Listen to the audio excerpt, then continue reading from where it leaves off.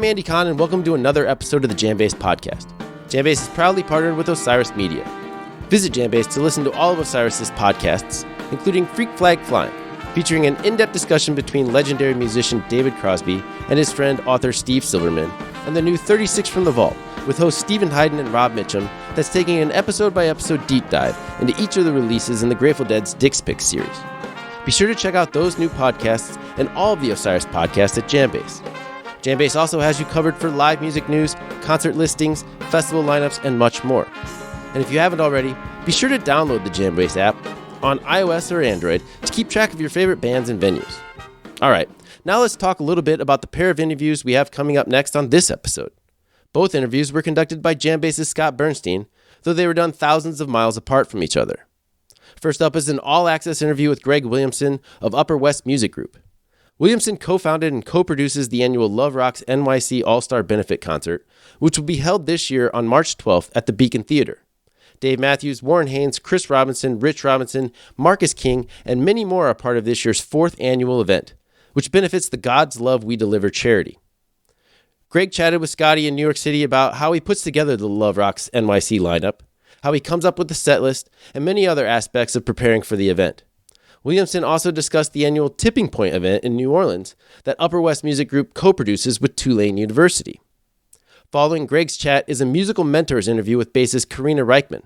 Scotty B talked to Karina aboard Jam Cruise 18, where she was an artist at large and hosted an evening in the ship's notorious Jam Room. Rykman, who herself is a New York City resident, recalled her early days as a musician and those who helped her along the way to her current roles as bassist in Marco Benevento's band and as general manager of New York-based concert promotion company Rocks Off.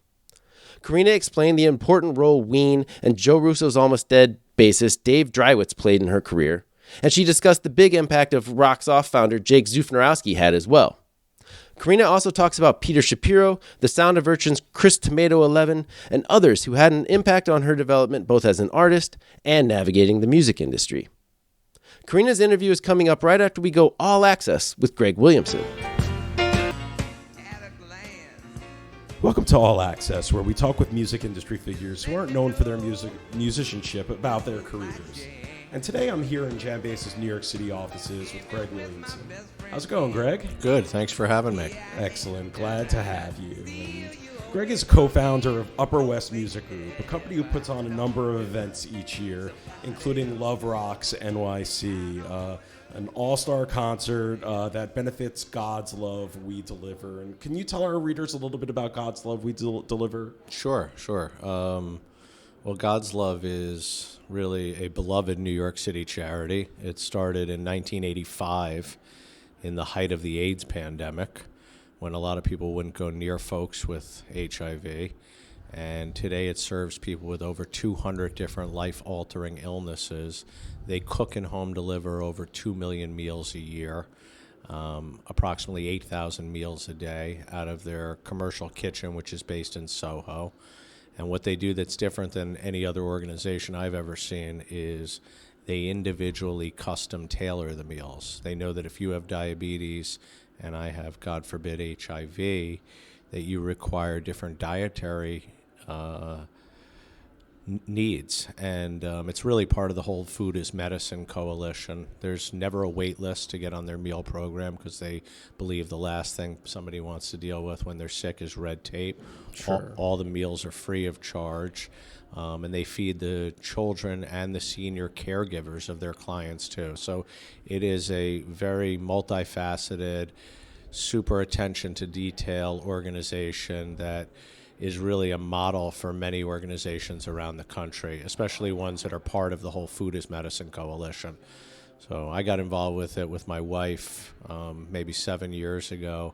And it's, besides the concert, which is obviously a huge part of my involvement, it's changed my life. Right. And before we get into what's gone on with Love Rocks and the UpperWest Music Group, let's just say that the concert is going on March 12th at the Beacon Theater here in New York City. And Dave Matthews, Chris and Rich Robinson of the Black Crowes, Jackson Brown, Cyndi Lauper, Leon Bridges, Warren Haynes, Joss Stone, Macy Gray, and on, and hosted by Jeff Garlin, Whoopi Goldberg, Ellie Kemper, and Paul Schaefer. And one of my favorite parts of this event, which I've been to for the first 3 years, is the ridiculous house band that's put together, which features Larry Campbell, Steve Gadd, Eric Krasno, Sean Pelton, Ricky Peterson, and Jeff Young. And I tell you to go buy your tickets now, but tickets went on sale today, and they sold out. In 5 minutes. In 5 minutes. Yeah. It's unbelievable. Just with that house band, you can't forget the man at the helm of it, Will Lee. That is a great point. Yes, the bassist from the world's most dangerous band, and then became the Late Show with David Letterman's band. They do a fantastic job backing these musicians. One of my favorite experiences, the last time I got to see Dr. John, was at, I believe it was the first Love Rocks NYC. He did such a night. And he closed the show. He was the only one who was willing to stay up that late and go on last. But you're right. The house band is a really unique component, especially having one of that size and scope. It's a 19-piece house band with a 6-piece horn section and 6 backup singers. And, it's not easy to get artists, especially the biggest artists in the world, to be comfortable leaving their band back home and coming to play with these guys. Even if they are known as the best guys in the world, people have a comfort zone with their own band. So, these guys, it's almost like when the artist shows up there, they've made a bed for them, and it's just super easy. They know the tunes so well. And a lot of these guys, they joke about how they want to take this band on the road with them. I'd be so down for that. And it's been pretty much the same house band since year one. Which is pretty amazing because when you have guys like Steve Gadd, who play with James Taylor and Eric Clapton. And Paul Simon. Yeah, Paul Simon and Sean Pelton, who's dealing with Saturday Night Live, and Larry Campbell, who's out with everybody. For them to book this a year out, and it's a charity gig, is a testament to obviously the cause, but also how much fun they're having. Sure. Absolutely. So where do you start when it comes to putting the lineup together? This thing is a year-long project that myself and my partners, John Varvatos and Nicole Rector, work on together. And I know you asked about the lineup, but I'll just say that we're spending all year working to raise money and put the lineup together. So when it's not the lineup, it's raising money. When it's not that, it's dealing with the creative for the year. So it's an it's an amazing project, but it's also be careful what you wish for. Sure. We try and start with trying to get a headliner in mind and then building around that. The problem can be is that a lot of times you're not going to get the headliner till closer to the date. What we've tried to do with this concert, because it's really about community and familiarity, is we've tried to have certain core people come back each year and then mix up the top latter half of the lineup. We did that, this year. Obviously, Dave is new to the family. The Robinson brothers are new. Cyndi Lauper is new, although she's been a longtime supporter of God's Love We Deliver. Right. Leon Bridges is new, but then guys like Jimmy Vaughn are coming back. Guys like Marcus King are coming back, and Mark Cohn is coming back. So it's just, if you do that, it creates a vibe and a sense of warmth and familiarity that I think transmits to the audience. Absolutely. And do you feel that when you're there? Without a doubt. Yeah. Without a doubt. And just seeing the looks on these people's faces. I mean, how many times has Joe Walsh performed Life's Been Good? But to see the look on his face when he's leading that killer band on that song, it's not your typical night for any of these people. No.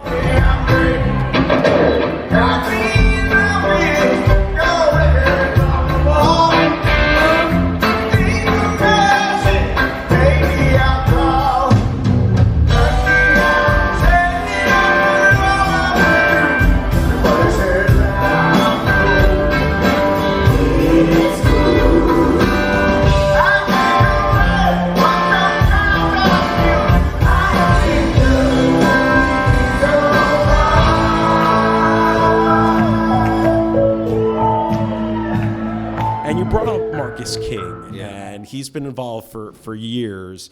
And how did you come across Marcus? Eric Krasno hit me to him Okay. and said, I got this guy who's a friend of mine. He's young, and he's got a killer voice, and he plays guitar like a motherfucker. And I said, I never heard of him, but let's get him because I trust your opinion. And he came, and he blew the roof off the Beacon. And, people knew who he was, but it was certainly, the beginning of this massive trajectory that he's having right now. Right. I think it was 4 years ago when he first came, and what Marcus has accomplished in the last 4 years. I mean, he went from 19 to 23 or whatever he is, and in that 4 years, he's had like a meteoric rise, and I think it's just the beginning for him. So, he's such a sweet and humble cat, and very, very appreciative and very grateful, and I hope that stays with him. Yeah, absolutely, and I bet it will from knowing him. So let's go back to the beginning. What is crazy to me is this isn't your full-time gig. You're also in real estate. Is that correct? Yeah. So I sell real estate as a broker. I run a team at Douglas Elliman Real Estate, which is New York's largest brokerage. I also invest in real estate. I produce this concert, which is an all-year affair, as I said, and then with my partner, Nicole Rector, we own a music company called UpperWest Music Group, which also produces benefit concerts, but also does for-profit gigs as well. So, I'm a little busy. Yeah, I can imagine. But I think with most people that are this busy, and there's a lot of them out there, we thrive on it. Right. And how long ago was UpperWest Music started? We started it about 2 years ago, and it just kind of happened organically out of Love Rocks. Excellent. And another event that you put on this past year was Tipping Point. Can you tell us a little bit about that event? Yeah. My wife, Katie, went to Tulane University. Her family is involved in the university. My father-in-law sits on the board. Excuse me. And they were doing a kickoff for a capital campaign several years ago. And they asked me and Nicole to produce a concert for them, which we did. And I think the reason they asked us to do it is they saw what we were doing in New York with Love Rocks. And then they saw what a huge success it was in terms of engaging people in the New Orleans community and within the school, and especially alumni. And then I came back to them and I said, you know what? You guys should be doing this on an annual basis. And it should be a benefit for Tulane University that raises money for scholarships and engages the New Orleans community and engages alumni in a cool way. And they listened to me, and we are now going into our third or fourth year with that, and we started at Tipitina's because the idea was to have it in this small bar where people who went to Tulane were coming back with that vibe of going to a college bar, but it quickly grew, and now it's at the new Fillmore, which is a 2,000-person venue, and this year we had Mavis Staples headline it, and Chris Robinson was the other co-headliner, and that was before I knew the Black Crowes were getting back together. That was his last performance before the Black Crowes got back together. Yeah, and he loved it because he got to play with the Nevilles. It's a house band led by Eric Krasno and featuring Cyril Neville and Ivan Neville and George Porter Jr. and the coolest drummer, Raymond Weber. And my friend Jimmy Vivino also sits in as like a featured guest and an extended house band member. So it's really cool because I think there's really no other place in the country where a benefit concert should be happening on an annual basis for a university rather than in New Orleans. That makes sense. By all means. And how did you first get involved with the music industry in general? Passion, love, like adoring these musicians, trying to be friends with them, just like kind of a fan. At certain points, an annoying fan. And then other times, I think I learned to be a little cooler. And then it just morphed into a couple of special relationships, one of which with Will Lee, another with Jimmy Vivino, another with Eric Krasno. Steve Jordan's a really good friend of mine, too. And, when you build these relationships with these music directors who are some of the best music directors in the world, they're a conduit to so many other artists. And they're also really creative, and they're great partners. So for me, that's kind of the genesis of it, And I love going to see music, but I like staying for like a half hour and just checking it out. What I really enjoy doing is putting concerts together. Sure. It's really thrilling for me to see the crowd, connecting with the music and to be working with the artists to create these. A lot of our shows have these really unique collaborations. And here's something I always wondered. Where do you watch the show from, the Love Rocks? Taking the example of Love Rocks. I watch it from various spots. Sometimes the wings, although that's really not the best place to watch it from. Right. Even though you feel cool watching from the wings. But the sound sucks. Right. The sound sucks. I think it's better to go out to the house and, sometimes I go to the top of the beacon because then you just have this whole different perspective and you're like, holy shit, look, the beacon is bigger than I thought, and look at all these people who are totally engaged in this music. So I like to go and watch from different spots. But of course, when you're putting these shows on too, especially these multi-artist bills, you got to be pretty focused. Yes. I'm not the technical producer, and Nicole runs more of the operation when things are going, but I need to be there to make sure everything's going smoothly, which has really been one of the hallmarks of our shows, is that they really move really quickly, and there never seems to feel like too much of a pause. No, which is incredible. We don't, and a lot of times with these multi-artist bills, they're clusterfucks. Yes. So we pride ourselves on not being something like that, and I think we have been able to execute on that at the highest level since the beginning. Absolutely. I would agree with that, having been in attendance.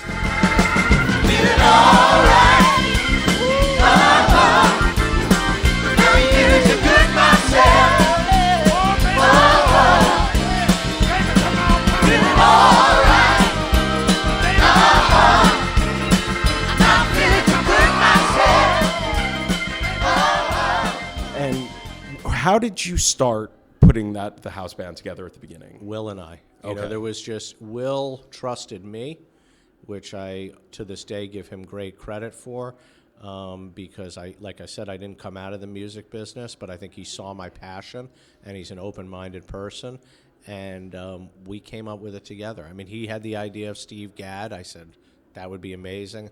I had the idea, I think, of Sean Pelton. We both had the idea of Larry Campbell. I had the idea of Eric Krasno. We both love Jeff Young from Jackson Brown's band. Obviously, Schaefer, it was interesting because this was the first experience, really. I mean, maybe it's been done before, but not with any frequency, where Will was at the helm and Schaefer was in the band. Right. And I think that was cool on a multitude of levels. One, Will is kind of giving a nod to his longtime musical director, and two, Schaefer is there having fun and supporting Will. Now, Schaefer has actually decided this year that he wants to host, which is wonderful, and Ricky Peterson, who plays a lot with Fleetwood Mac, is going to take his shoes.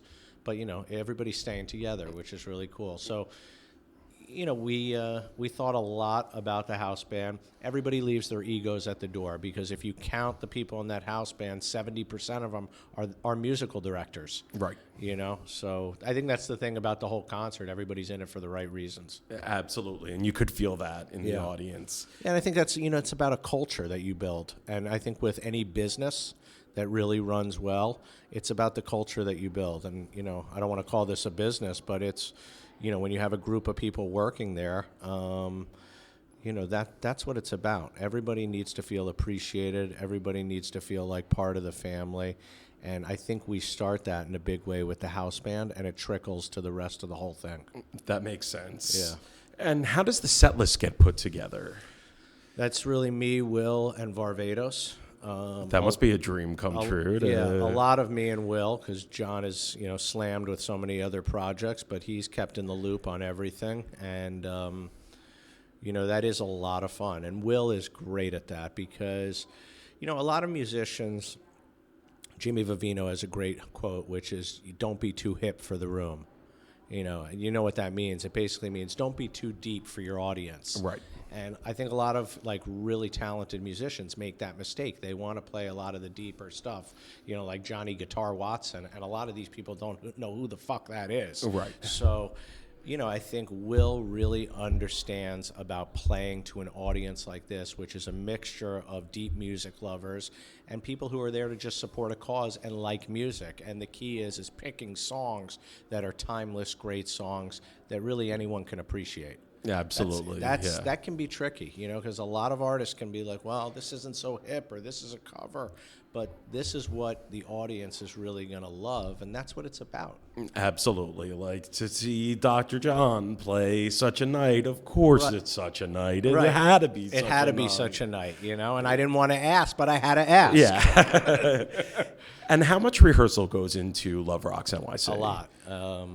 First of all, the guys are prepping now because they're looking, the house band is looking at all the music. There's so much music that Will has to send everybody. What happens is on Monday, the week before the concert, they all go to SIR and they all just rehearse. Which is a rehearsal space here in Manhattan. Correct. And they all just rehearse the music without the guest artists. Excuse me. Then on Tuesday, they move into the Beacon and guest artists start coming and they play Tuesday afternoon and Tuesday night, all day Wednesday night, then all day Thursday up until the show. So it's a lot of rehearsals. A lot of rehearsals. It also sounds to me like a lot of time to be at the Beacon. I take it that MSG helps in that regard. They're a partner in terms of... Yeah, I mean, I'll say this. The benefit business, unfortunately, is a business. Right. And it took me a little time to learn this, that even if you're representing a great cause, the benefit business is a business to MSG, and it's a business to all those people that work on the concert, excluding the artists who do it for small honorariums, et cetera. Sure. So, yes, they do help to an extent, but we make the investment to get the Beacon for more than one day because when you're doing a multi-artist bill, the way in which it's going to run smoothly is if you're in the Beacon for 2 or 3 days. And so that's an investment that we feel is worthwhile, and it's one of the reasons why our shows run as smoothly as they do. And here's another question I've always had. You have these huge lineups of all these artists. Where do you put everyone in terms of backstage space? It's a great question. The Beacon is not built for these multi-artist bills. The reason we stay there is because it's like the holy temple of music, and it's so intimate. We put people either in their dressing rooms, and we also get a lot of the trailers, Okay. Yeah, and they surround the block. Got it. We need that. Otherwise, it's off to Radio City, which we're not ready to do yet. Right. We could do, but it's not the vibe I'm looking for, and I don't think it's the vibe my partners are looking for. I mean, quite frankly, I think we could sell this show out at the Garden. Right. I think no doubt about that, yeah. And I appreciate it. It's called UpperWest Music Group for a reason, Greg, right? Well, it is because it started there, but, we do stuff all over the country. Sure, yeah. sure. Yeah. And last question for you. Speaking of UpperWest Music Group, what else do you have in the works? What does 2020 look like for you beyond Love Rocks? Yeah, I mean, we're going to do another tipping point. Fortunately, that's an annual event, and we'll have another killer lineup for that. And again, I just love that house band because it's so New Orleans infused. And then John and Nicole and I are doing another project at the end of December in Texas. That's all I could say. All right. Interesting. Yeah, but it's going to be really cool. We're going to be celebrating one of the biggest rock stars in the world, and it'll be a benefit concert, so more to come on that. Excellent. Well, stay tuned to JamBase for that and for my review of Love Rocks NYC. And Greg, thank you so much for your time. I really appreciate being here. Thanks for your interest. I'm on Jam Cruise 18 with Karina Rykman, and today we're talking musical mentors. How's it going, Karina? It is going great, Scotty. How are you, my friend? I am doing excellent, and we're just over 24 hours into your first Jam Cruise. That's right. That's true. Wow, 24-hour mark, y'all. How has it been going so far? It's amazing. It's, I'm just still getting a lay of the land, figuring out the front and back of the boat, what floor everything's on, all that type of thing. But it's awesome. It's fantastic. It's very much, sure, it's my first Jam Cruise, but I feel like I know everybody on board. It's a small enough scene. Totally. People fly around.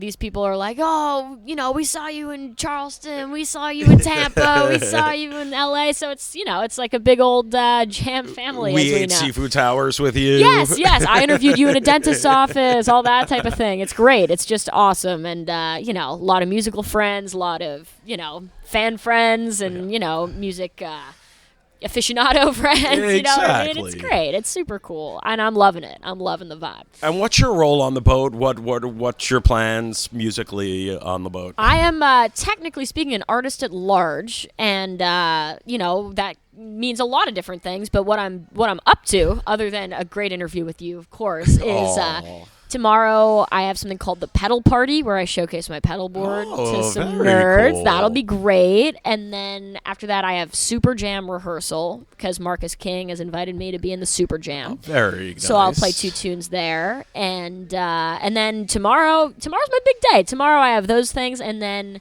at 2:30 a.m., I have my own jam room. Oh, that's right. Which I've heard is a thing. That is a thing. I mean, and especially to be given the honor of hosting a jam room on your first trip. Right. And I know you had the experience that you did Brooklyn Comes Alive. It was Sure. the first jam room on land. How did that go? That was awesome. That was honestly, I got to throw it out for my boy Craig Broadhead from Turquoise. It was basically, it was a me and him joint venture, if you will. And, that was insane because my band played the first slot of the day, and then that was the last slot of the day. Oh, that is so intense. I had a long, 13-hour stretch there of just doing crazy stuff. But it was awesome. It was really fun. We had all kind. Deitch came, Nikki Glaspie came, Magner, Joey Porter. Honestly, it's such a blur. That was insane. And that was about, a year and a half ago at this point. But, I have like my pals who are in my starting lineup tomorrow. Okay, or so at least you the ones have who I've planned asked. out. Yeah, totally.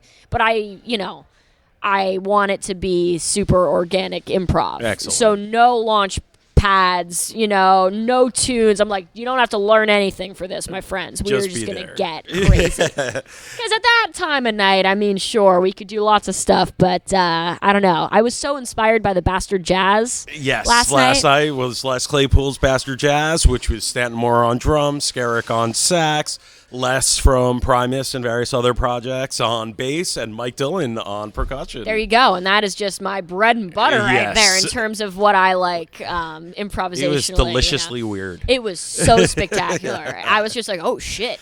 Shit. So, kind of inspired by that kind of tone. You know what I mean? Absolutely. Like, Little Evil, Little Medeski, Martin and Wood, a lot of Les, Yes. a lot of Skerrick. I'm way about it. So we'll see what happens tomorrow night, but I'm really looking forward to it. And then what else do I have? I'm playing with the Everyone Orchestra. Oh, excellent. Which will be fun. On the last day, Yeah. which is a annual tradition. So that's great. That Totally. you're really diving in. It's great to see. It'll be fun, yeah. And before we start talking about your musical mentors, I just want to mention that Karina co-hosts the Relics podcast with Raph. Boom. And you could check that out via relics.com. And you guys have done a great job with that so far. And I'm glad you're keeping that going. And We're doing one of those tonight at 10 p.m. too. That's on my docket. I got podcasts up the wazoo. It's a good thing I love to talk, Scotty. It's a good thing I love to talk. Awesome. Talking, no problem. Love it. Love it. So what are your roots when it comes to starting to play music? I understand you started with guitar first. I did. I basically was given an acoustic guitar, shoved in my lap at a recess during 8th grade. And my dear friend Bobby kind of taught me how to play power chords and taught me how to play Seven Nation Army. And, rest was kind of history from there. I got so virtually autistically obsessed with the instrument, and like any spare moment of my day would be spent, just self-teaching. I never had lessons. Oh, wow. I've never had bass lessons. I've never had, I'm not a schooled musician, what Right. can you say? But, I would just go so deep watching like Joe Perry videos on YouTube, trying to dissect like any solo that hit. I don't know. I was really into Aerosmith in 8th grade. Sure. So that's we a all big had one. that phase. Yeah, and then I got an electric guitar for I guess it was my 13th birthday. Okay. Right there. And then, the famous story was my mom like they wanted to sell us a gig bag, to transport it in. She was like, gig bag? Do you think she's going to take this out of the house? And then 2 weeks later, boom, I'm in a band. Wow. And that was my first band, and it was called False Arrest. Okay. My 8th grade punk band. And the aforementioned Bobby, who was my kind of, my friend who taught me all the stuff. Your first musical mentor. He was kind of my first musical mentor, not going to lie to you. Yeah, he was very instrumental, and he was the other guitar player in the band. Okay. 2 guitars, And so we did our time playing around New York City. We played Dawn Hills countless times. We played the Knitting Factory in Brooklyn. We played... Man, it was crazy. Because, in 8th grade, how old, you're 13. Yeah. My friend Bobby is like the hustler, and he's calling people that I now, of course, know on a much deeper level, like being like, oh, yeah, what do you need? 60 people, 11 p.m. on a Wednesday? No problem. And, of course, that was far from true. We're 13. Who comes, like, what? Yeah. Anyway, so just doing all kinds of weird stuff. And he was the same age as you? Yes. Okay. But a hustler, young hustler. I learned a lot from him. Great guy. And so that's kind of where it all started. And then high school was the following year, and I did something called, it was called Tomato's House of Rock, which is like an offshoot of the School of Rock, taught by this guy named Tomato, who was the drummer and vocalist in a band called The Sound of Urchin, who led a rock school, essentially. And we would come in and, on a Monday, choose songs for a set list and assign, different people to do different things. And then on a Friday, boom, you had to learn them. Right. And if you didn't, you let your friends down. You know what I mean? So it was very much a good lesson. School of Hard Knocks, sounds like. Yeah. I mean, you want to be there and you want to be kind of up on your shit. Otherwise, you're like, wait, why didn't you learn the song, dude? Like, now we can't play. Like, what's up with that? But that, honestly, that training was kind of instrumental in, now you have to learn a bunch of songs real quick. I'm like, oh, yeah, just think back to those days when, that was also a thing. And that's where I met Dave Drywitz for the first time, who was I call him my musical guru and, beyond mentor quite a bit. Because we had these different, we had different people come in and pick set lists, different musicians and whatnot, and one of them was Gene Ween. Uh-huh. And so he came in and picked an awesome set list for us to learn and then perform it with us at the show. That was like the idea. So, The Slider by T-Rex, I remember, and Tell Me Something Good by Shaka Khan. And so it's a little varied, too. Oh, very, yeah. And Boy in the Bubble by Paul Simon. These are the ones I remember. Really stuck out to me. Yeah. Working for MCA by Skinnerd, like some cool. It was awesome. A really fun list, and Drywitz would come to those rehearsals because he was pals with Tomato, the guy who led the school, and of course pals with Gene Ween, and he would come, and I think that's where he saw me play for the first time. In fact, I know that's where he saw me play for the first time, and so I don't know. I'm probably 16, 17, who knows? And then at a mountain jam shortly after that, I was just hanging out, and I didn't even think he remembered me at all, but he was like, "Hey, Karina. Hey, I want you to play guitar in my power trio, Crescent Moon." And I was like, no way. Of course, So did a bunch of gigs with Drywitz with me on guitar, and that was crazy formative experiences. And, of course, he's the one who, when he couldn't keep up touring with Marco the way he had been. Because Ween got back together. Yes, Ween got back together. He was playing in J-Rad as well. He was just turned 50. It was like a moment. Yeah. Can't really do all of that. Even I couldn't, and I'm half his age. You know what I mean? He insisted to Marco that I would be the one to fill in for him, and that's, we're coming on 4 years. 4 years later. Coming on, yeah. In April, it'll be 4 years. So that's like the school of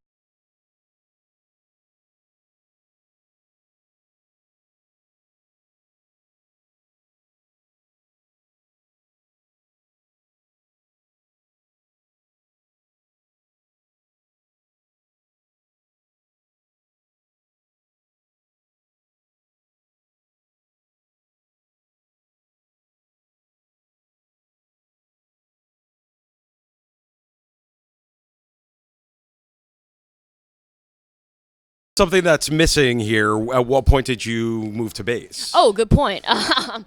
Throughout high school, I started playing both. Okay. And it wasn't like I ever abandoned guitar for bass. It was just a thing that I kind of did simultaneously. And in that rock school, I would totally play both. It'd be like, oh, I'll play these 5 songs on guitar and these 5 on bass. And then honestly, it wasn't until I was in like 5 bands that were going nowhere throughout college, high school, all of that. And you went to as NYU? Well. Yes, Right. totally. So I was, playing all the time and maybe, played bass in 2 bands and guitar in 3. You know what I mean? It was always just varied and a thing that, I didn't really delineate. It was just I did organic. Yeah, what are you going to do? And then it wasn't until like I got the call for the Marco gig that I was like, oh shit, like I think I'm a bass player.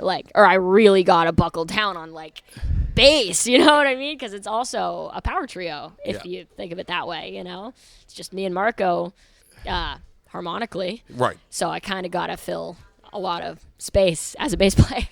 And did you vibe pretty quickly with Marco? Yeah, very much so. Oh my God. It was, we only had 1 rehearsal before my first weekend run. And it was a month before the shows. So literally 1 weekend rehearsal. And, he was just like, you're killing it. You did it. Perfect. Everything's perfect. I'm like, no notes? Nothing? He's like, nope, you're killing it. And then, a whole month goes by of me just like shitting my pants. Being like, are we still good? Will I remember? I'm like practicing all the time, but it's one thing to practice yourself and another to practice with a band, So it was really that a month between those first rehearsals and then sound check that day? Yes. That's nuts. And that was it. And then we had literally, played the Sinclair in Boston, which is a huge, it's like 600 people, 500 people, whatever. It's a big room. Yeah, no doubt. Yeah, and then we played up in Kingston at the BSP Theater, and then we played Music Hall at Williamsburg. It's just like, oh shit, like all my family and friends are there. It's a whole thing. But it went real well. And then after that, it kind of was all off to the races. And you've also been involved in the industry side, working with Rocks Off. Yeah. And what did you do for Rocks Off? I still work for Rocks Off. Oh, okay. 100%. It's now, I met Jake because I played in this band, The Sound of Urchin, that this guy Tomato was, it's his band, basically. So after I, quote-unquote, graduated from Tomato's House of Rock, he was like, do you want to play guitar in my band? So from 18 to 21, I toured in his band. And one of the shows we did as The Sound of Urchin was playing on a Rocks Off concert cruise. And I had known of Jake. And Jake is the founder of Rocks Off? That's right. Jake Stefnorowski, great man. Yes. And we love him very much. And after that gig, I was just talking to Jake. I was 18, and it was August before starting my first semester at NYU, and I was like, oh, I'm about to go to NYU. If you ever need an intern, I love the Rocks Off ethos. I love the vibe. Like, I'm your girl. And then he was just like, kind of pulled me aside. He was like, I haven't had an intern in 5 years, but I could tell you're just right. You start tomorrow. And I was like, oh shit, really? Anyway, then the rest was history. That was quite literally 7 years ago. Oh, and you're still doing it. Coming on 8, and, just basically all throughout NYU, as well as playing music and touring and doing all kinds of shit. I was given more and more responsibility throughout each semester, and I was also getting credit for it, by the way. Oh, very cool. I know how to work the system, Scotty. Yeah, I was really trying to make everything work in my favor, which I've been good at thus far, knock on wood. And then, this day, I'm like the GM. I deal with anything that needs dealing with, so. And it must be nice for Jake to have somebody that he can depend on and it's awesome. We go work off to well. London for a couple of years and know that it's handled. He's always doing something Yes. crazy, and, it's obviously a bunch of crazy people doing crazy stuff, putting shows on boats is insane. Because we're on a boat right now. Yeah.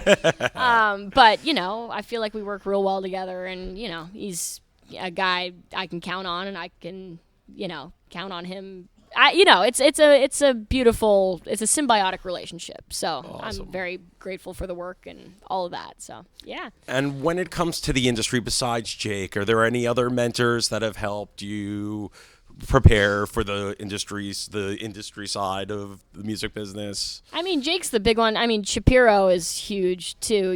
When Jake did go to London, he went, for those listening, Jake went to London for 2.5 years to be the talent buyer of the Brooklyn Bowl London, which has since closed. But when he went over there, he basically said to Peter Shapiro, he said, hey, Karina's, I'm shutting down my office here, and Karina needs a place to work. Can she work out of the Relics office? And Peter was like, oh, of course. I love Karina, So since then, and even a little before then, I've just been nomadically working out of the Relics office and, popping in and popping out whenever, it makes sense for me on my own time and whatnot. And Chappie's just always been so kind and so, I don't know. When Jake was away, he was always real instrumental in kind of helping me out. Oh, that's great. All that stuff. And Andy Bernstein, let's not forget, is From just Headcount, a huge co-founder. Yeah, a dear pal and a great, person to go to. When I was younger, I'd be like, yo, what do you know about this guy or that? Like, should I be worried about this or should I be worried about that? He'd be like, no, you're good, He's a real great guy. And I don't know. I feel like those are kind of the holy triumvirate for me. Yeah. Excellent. And so many. I mean, I am very lucky in saying that, I have a lot of pals who are agents and managers and nobody, is a total asshole. So it's great. Everybody's real kind. So excellent. It's good. Well, you've got a good vibe, so you'd have to be a real fucking asshole to Thanks, Scott. be giving you shit. Everybody's real kind. So it's good. It's a good thing because the music business is a weird place. We know that. Yes. We know that it's a weird place. Let's not pretend like it isn't. But I've been very lucky and, have real nice relationships with people over the years through playing and through business and all the above. So it's a good thing. It's a good feeling because you kind of, when I book my own shows now and all that stuff, because I don't have a manager or an agent or PR or anything, it's kind of cool for me to be like, oh my God, right, I met this person through doing this and this person through this and, just all the threads that have been going on for me since I was pretty damn young, It's cool to connect those dots and just work with people in new capacities and awesome. And the same ones, And still learning all these Always. years later. You gotta keep learning. That's it. That's life. And you mentioned your band. In 2019, you released a few singles. Yup. Two singles. And what's coming up for 2020 for that project? Oh, man. I mean, I hope so much more, Right after Jam Cruise, not even 48 hours later, I leave for another 2-week tour with Marco. Okay. So I'm kind of just trying to live, moment by moment and not get too distracted by, juggling 700 things like I usually do. But after that Marco tour, I feel like the dust will have settled. I will have done 50 shows with Marco from October till now, basically. And then, we have festivals with Marco and whatnot, but I really want to record more with my band, write more with my band, put out more music. Last year was my first time ever releasing music under my own name. Right. So that was huge for me. And I've been wanting to do that forever, and I was just like, let's go. What am I waiting for? It's it's 2019. Yeah, exactly. So I'm hoping to do lots more of that, Scotty. I want to tour. I want to write. I want to play. We're playing Peach Fest. Last year we played Halloween. We played Modown. You played the Capitol Theater. We played the Capitol Theater opening for Krungbin, a band that I adore, So all those things, and not to keep being like, yo, no manager, no agent, no nothing. It's just but it's a lot to be proud of for a one-woman army. You know what I mean? DIY to the extreme. That's kind of the vibe. So, we'll see what happens with all of that. But I just want to keep creating and keep playing and, doing it. Excellent. Well, thank you so much for your time. We're excited to see what comes in 2020. And again, Karina co-hosts the Relics podcast, 3 from the 7. 3 from the 7. Not even close, but I love it. I love it. We'll take it, Sky. Don't worry. Excellent. And we look forward to seeing what else you do for the rest of the Jam Cruise. Hey, thank you so much. Terrific. Thanks for your time. This was super fun.